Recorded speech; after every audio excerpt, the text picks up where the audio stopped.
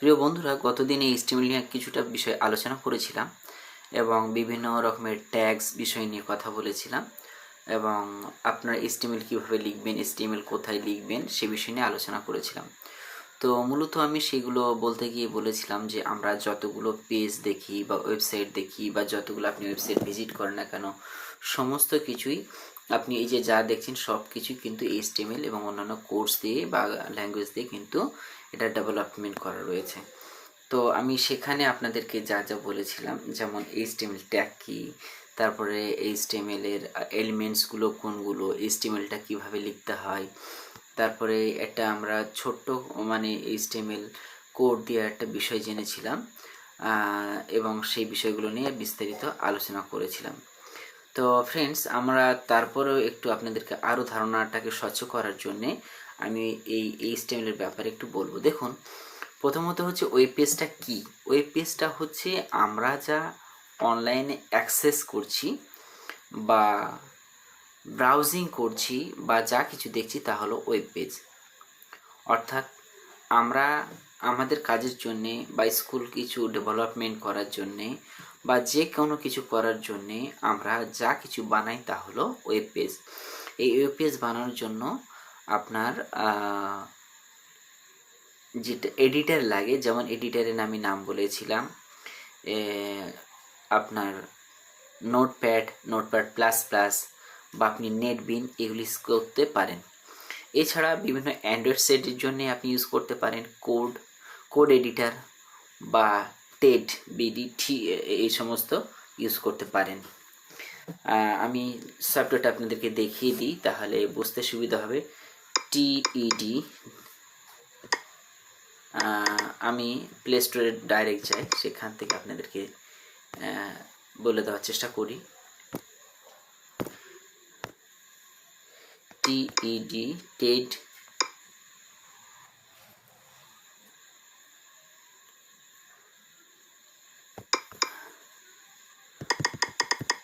আচ্ছা ফ্রেন্ডস, আপনারা সহজ করে লিখতে পারেন HTML কোড এডিটার বা HTML এডিটার, এরকম লিখলে আপনারা অনেকগুলো এডিটার পেয়ে যাবেন। তার ভিতর সব থেকে যেটা ভালো বা আমি নিজে ইউজ করি সেটা হলো কোড এডিটার। এটা আপনারা ইউজ করতে পারেন অ্যান্ড্রয়েডের জন্য। কোড এডিটার, এই যে প্রথম যে আপনার এডিটারটা রয়েছে, এটা আপনারা ইউজ করতে পারেন। Code editor, compiler and IDE, এটা খুব দারুণ একটা এডিটার যেখানে আপনি খুবই বড় বড় প্রোগ্রাম লিখতে পারেন এবং এখানে ক্রাশ হয় না। আর এটা আপনাকে যেটা বলছিলাম TRE বি এডিট, এটা আপনি ইউজ করতে পারেন, বাট আমি আপনাকে রিকমেন্ড করব এই এডিটারটি ইউজ করতে পারেন বা ইউজ করবেন। এটা এখন আপনার কাছে যেটা সুবিধা মনে হবে আপনি সেটা ইউজ করতে পারেন, বাট আমি দেখেছি খুবই লং প্রোগ্রাম লিখতে বা আপনার কোড লিখতে খুবই সাহায্য বা সহযোগিতা হয় আল্লাহর রহমতে আপনার কোড এডিটার। এখানে ক্রাশও হয় না বা অ্যাকুরেট আপনার রেজাল্টটা আসে। তো এইগুলো হচ্ছে এডিটার, আপনি ইউজ করে অ্যান্ড্রয়েড ফোনেও আপনি কোড লিখতে পারেন।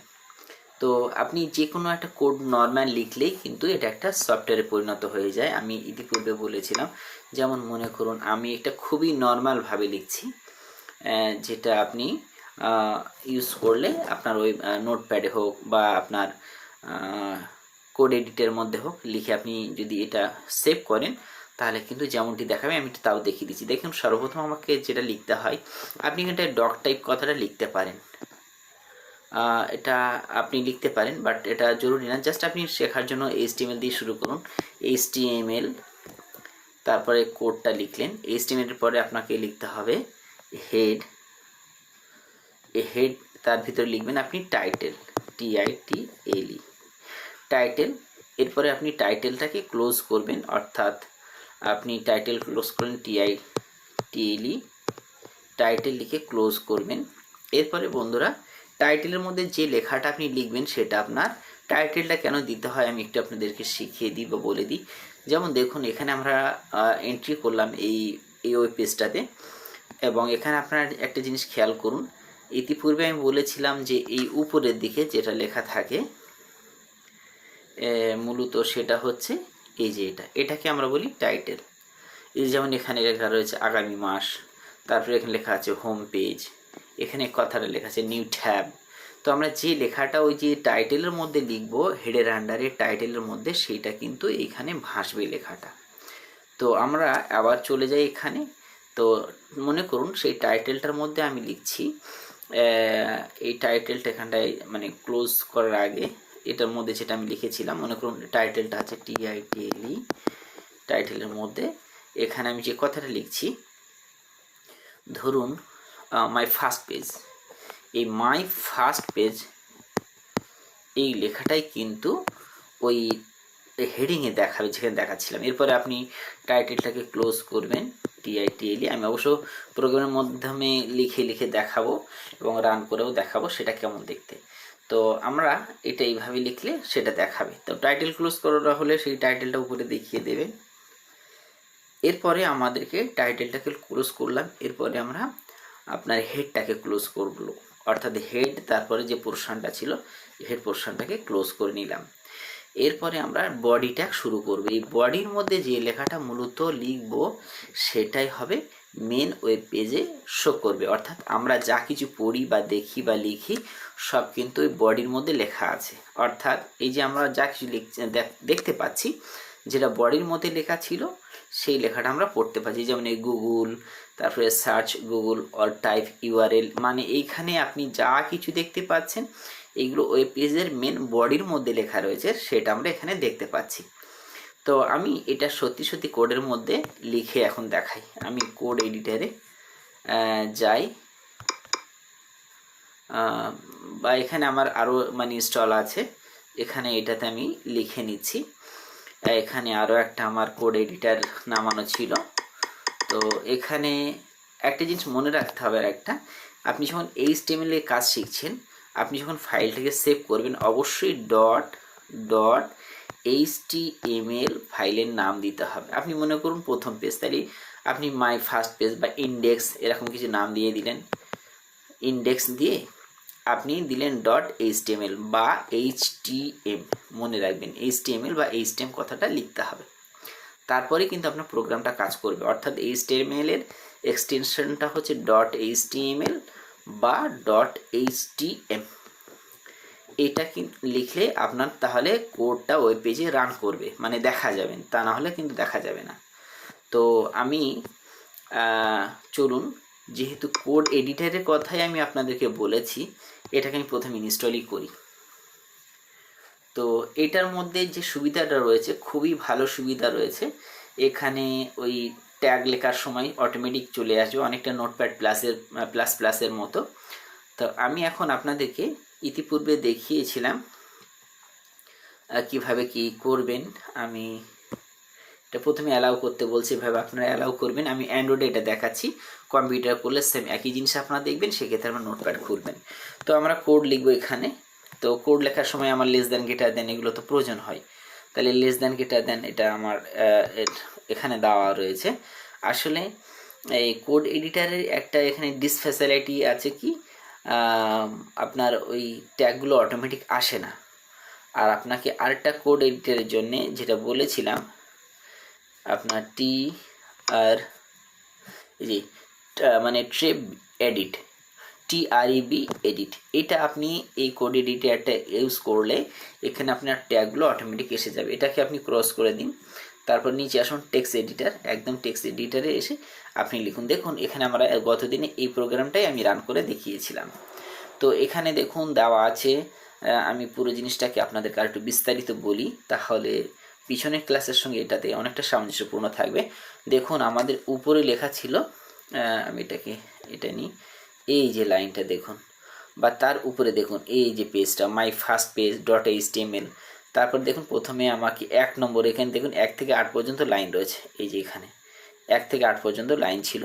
আমি এটাকে আবার সরিয়ে দিয়ে আবার আপনাদেরকে দেখাচ্ছি।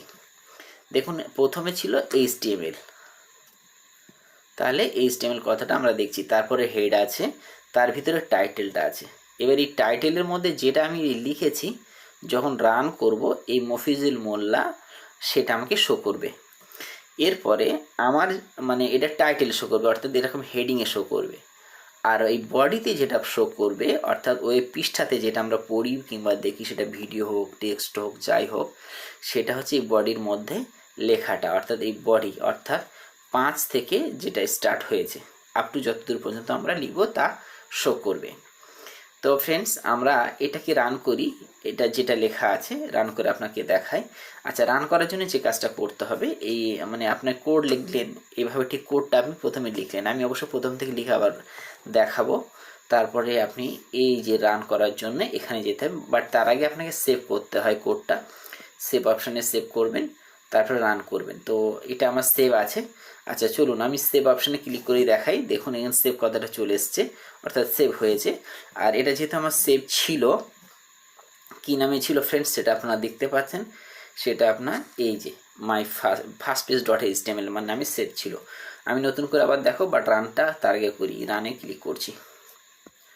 রানে ক্লিক করার সঙ্গে সঙ্গে দেখছেন ওই যে লেখাটা আপনাকে বলছিলাম যেটা বডিতে দেখাবে, সেটা কিন্তু এই বডিতেই দেখাচ্ছে, অর্থাৎ এই সাদা জায়গাতে এই। আর ওই যে ওই সেই হেডিংয়ে যেটা দেখাচ্ছিলাম, দেখুন এই যে মফিজুল মোল্লা দেখাচ্ছে।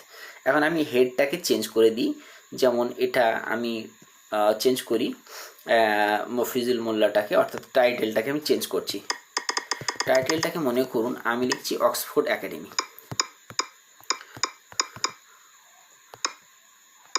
তো বন্ধুরা, আমি এই টাইটেলটা যেটা দেব সেটাই কিন্তু এবার আপনি লেখার সঙ্গে সঙ্গে সেভ করবেন, কিন্তু সেভ না করলে কিন্তু কাজ করবে না। অর্থাৎ এবার রানে চাপবো, দেখুন উপরে ওই অক্সফোর্ড একাডেমি কথাটা চলে এসছে, যেখানে মফিজুল মোল্লা নামে ছিল। এইখানে তাকান, এখন কিন্তু চেঞ্জ হয়ে গিয়ে দেখছেন অক্সফোর্ড একাডেমি কথাটা চলে এসছে। এখন ওই পেজের এই লেখাটাকে আমরা চেঞ্জ করে দিয়ে দেখি যে আসলে বডিতে কি হচ্ছে।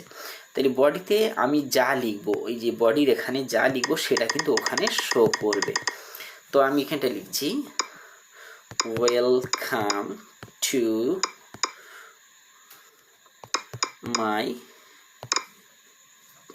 To my channel, please do subscribe. তো ফ্রেন্ডস এতটুকু লিখলাম। এবারে এটাকে আমি সেভ করি। আচ্ছা, সেভ ছাড়া রান করে দেখি আসলে দেখাচ্ছে কিনা। দেখুন এখানে সেভ ছাড়াও রান অনেক সময় করতে পারে, বাট সেভটা আপনি করে নেবেন। এরপরে রান করেছি, দেখুন ওই কথাটা আমার এখানে চলে এসছে, ওয়েলকাম টু মাই দেখছেন চ্যানেল, প্লিজ ডু সাবস্ক্রাইব কথাটা এসছে, ফলো করুন, এই লেখাটা এসছে। এখন এই লেখাটা যদি ছোট বড় করতে চাই তাহলে আমার হেডার ইউজ করতে হবে, অর্থাৎ হেডার হচ্ছে 6টা, মানে H1 থেকে শুরু করে H1 থেকে H6 পর্যন্ত। তো আমরা এটা একটু বিস্তারিত বলি।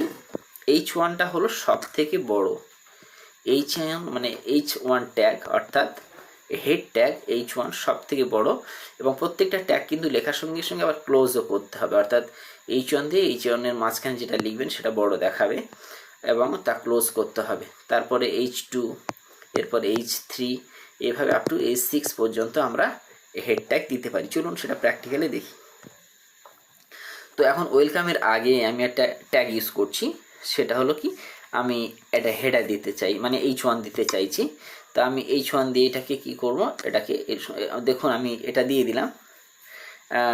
তারপরে এটা দেওয়ার পরে এটাকে আমি যদি দিই নর্মাল সেটা কি শো করে দেখব, আর H1 দিলে কি শো করে দেখব। তো আমরা এখন এটা দিয়ে H1টাকে এখন ক্লোজ করব।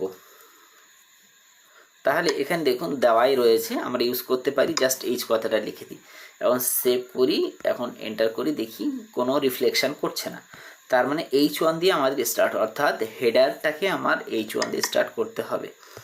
H1 মানে হেড ট্যাগ 1। এবারে সেভ করি, এখন আমরা এটাকে করি, দেখুন বড় হয়েছে। এবার এটাকে যদি 6 করি দেখি কি হয়। তো ফ্রেন্ডস, এখানে যত আমি এটাকে বড় করব মানে ছোট হয়ে যাবে আর কি, বড় বলতে আমি সংখ্যা যত বাড়িয়ে দেব সেখানে ছোট হবে। মানে একটা হলো সব থেকে বড়, আপনার হেডিংয়ের জন্য সব থেকে বড় হলো 1, অর্থাৎ H1। আমি H1 দিয়ে দিলাম, অর্থাৎ হেডার ট্যাগের ভিতরে। এবারে আমার এটা সর্বোচ্চ বড় দেখাবে। তো এখানে সেভ করা হয়নি বলে দেখাচ্ছেন না, আমি সেভ করি, দেখুন এবার রান করা যাক। সামহাও এটা নিচ্ছে না, তাহলে আমি দেখি। আচ্ছা ফ্রেন্ডস, এখানে ক্লোজ পড়ে গেছে, ওই জন্য বলে নিচ্ছিল না। এটা আপনারা খেয়াল করবেন, মানে ট্যাগটা লেখার সময়। এবং সেভ করি, আবারও রান করি, দেখুন বড় দেখাচ্ছে। এখন যদি এটাকে আপনি কালার দিতে চান, লেখাটাকে কালার দেবেন, তাহলে সেক্ষেত্রে বলা হয় ফন্ট কালার। আমি বডি ট্যাগ থেকে এন্টার মারছি, তো আমি যেহেতু কালার দেব সেটাকে বলা হয় ফন্ট। আমি ফন্ট লিখলাম, এবারে এটাকে কালার দেব, colour COLOR, colour. Font colour দিয়ে ইকুয়াল টু সাইন দিতে হবে আপনাকে। তো আমি এটা ইকুয়াল টু সাইন নিয়ে নিই। এবার আপনি কালারটা কি দেবেন সেটা ইনভার্টেড কমার মধ্যে লিখতে হবে। তো মনে করুন আমি গ্রিন দিতে চাইছি, তাহলে গ্রিন লিখুন। এবারে এটাকে আপনি ক্লোজ করুন। এটাকে আপনার লেস দ্যান গ্রেটার দেন শেষ করলেন। এবার ফন্টটাকে, অর্থাৎ ফন্ট ট্যাগটাকে আপনাকে ক্লোজ করতে হবে। ফন্ট ট্যাগ ক্লোজ করার জন্য আমাদের এইটা নিলাম, তাহলে ওর মধ্যে ফন্ট কথাটা আবার লিখে দিতে হবে। অর্থাৎ কালার নেওয়ার জন্য এটা আমাদের ইউজ করতে হবে। সেভ বাটনে ক্লিক করি, আবার রান করি, দেখি আমাদের গ্রিন আসছে কিনা। তো এখানে আসছে না, আমরা তাহলে দেখে নিই ফন্ট কালারের কি সমস্যাটা হয়েছে। তো তার সমস্যাটা হলো এই যে এইখানটাতে আমাদের এন্ড হয়ে গিয়েছে, অথচ আমরা লিখেছিলাম কিন্তু এই নিচখানে। একটু আপনাদেরকে একটু মেনশন করে দিই, তাহলে বুঝতে সুবিধা হবে। এইখানে কিন্তু লিখেছিলাম, বাট এইখানে একটা ফন্ট ট্যাগ, মানে ফন্টের এন্ড ট্যাগটা এসে গেছিলো, বাট সেটা আমাদের নিচে দিতে হবে, যেটা এখানে দেখতে পাচ্ছেন। তো এখন দেখি, সেভ করি, এবারে আমরা রান করি, দেখুন এখন গ্রিন এসছে। অর্থাৎ আপনাকে ট্যাগের ব্যাপারটা খুব সচেতন থাকতে হবে, কোথায় কি লিখছেন, কোথায় কি করছেন। তো আমরা মোটামুটি এইরকম পর্যন্ত ছিলাম। অর্থাৎ আজকের আমরা যে বিষয়টা জানলাম মূলত, তা হলো ট্যাগের বিষয়টা আমরা ইতিপূর্বে জেনেছি। আবার একটু ট্যাগটাকে স্পষ্ট করছি। এটা হলো একটা ট্যাগ। এই ট্যাগের ভিতরে যেটা লেখা হবে তাকে বলা হয় এলিমেন্ট। যেমন মনে করুন আমি এই লেস দ্যান এবং গ্রেটার দ্যানের মধ্যে মনে করুন লিখছি HTML, তো তাহলে এটা একটা HTML ট্যাগ। আর এই ট্যাগের ভিতরে এলিমেন্ট হলো HTML। তাহলে এলিমেন্ট আর ট্যাগ জিনিসটা বোঝা গেল। এর ওপেনিং ট্যাগ আর ক্লোজিং ট্যাগ, তাহলে এটা হচ্ছে ওপেনিং ট্যাগ। আর ক্লোজিং ট্যাগটা হলো এই যে গেটার লেস দ্যান দিয়ে এই সাইনটা দিলেন, এবার HTML এটা শেষ করলেন, এটা হলো ক্লোজিং ট্যাগ। যেমন আপনি এখানে ফিরে আসি, দেখুন সরি ফ্রেন্ড, একটু আমার স্ল্যাশ সাইনটা উল্টো দাও, এই হবে স্ল্যাশটা, এই দিকে আসবে, এইভাবে লিখতে হবে স্ল্যাশটা, যেটা আমি উল্টো লিখেছিলাম এইরকম আসবে। তো যেমন এখানে আপনারা দেখুন, বুঝতে পারবেন। অর্থাৎ আপনার ব্যাক স্ল্যাশ দিতে হবে, রাইট স্ল্যাশ দিলে হবে না, তাহলে কোডটা রান করবে। তো আশা করছি এই হেডের ব্যাপারে আপনি বুঝলেন, বডির ব্যাপারে বুঝলেন, এবং ট্যাগের ব্যাপারে বুঝলেন, এবং ট্যাগ এলিমেন্টটা কি সেটাও বুঝলেন।